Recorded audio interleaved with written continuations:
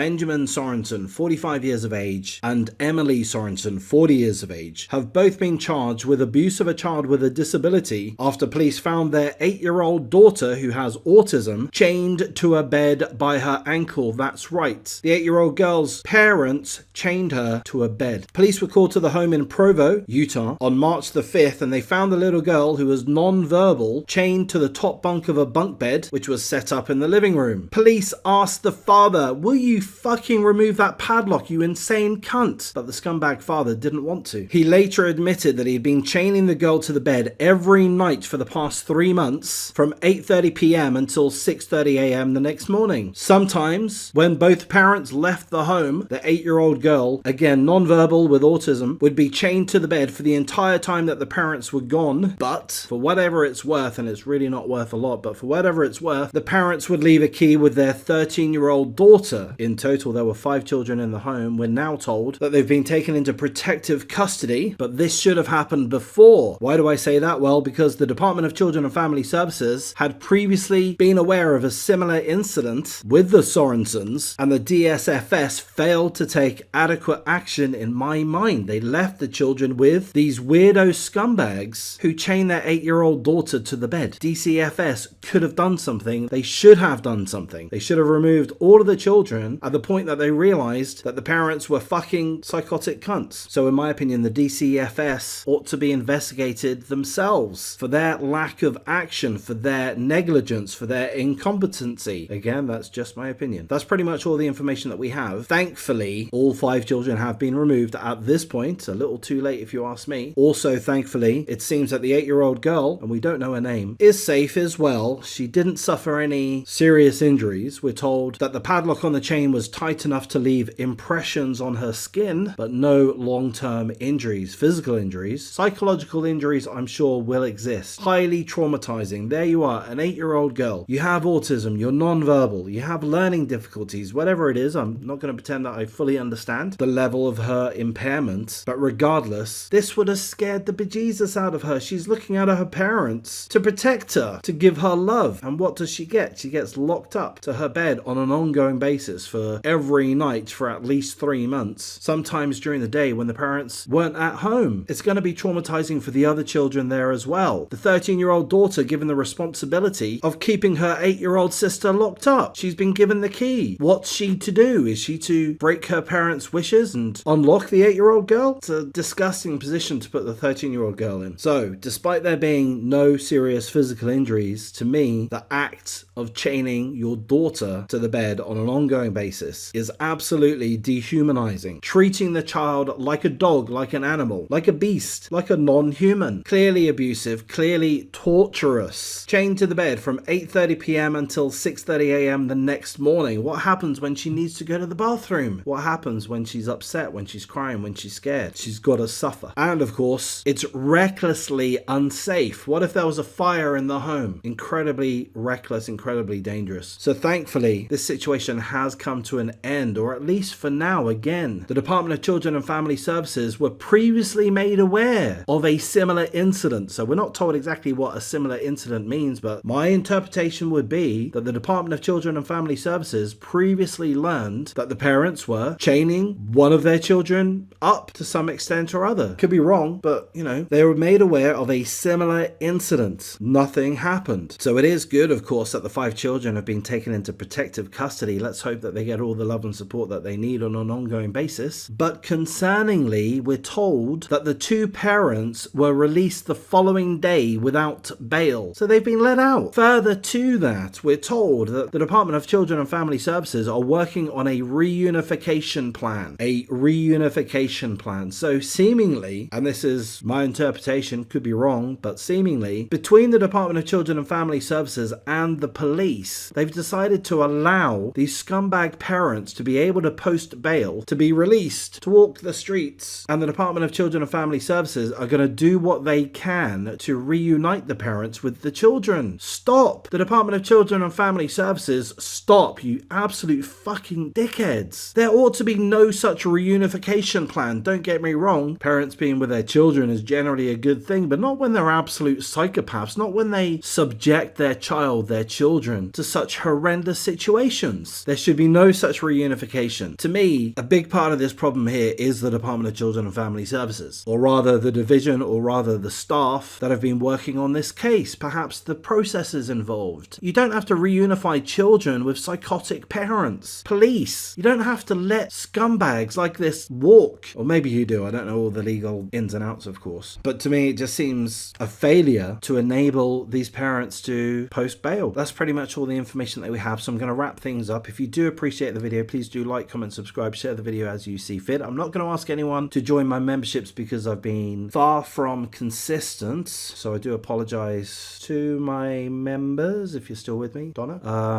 Yeah, and I'm not going to make any promises. I don't know what my consistency is going to be, so do like, comment, subscribe. Don't join my memberships. Thanks for listening.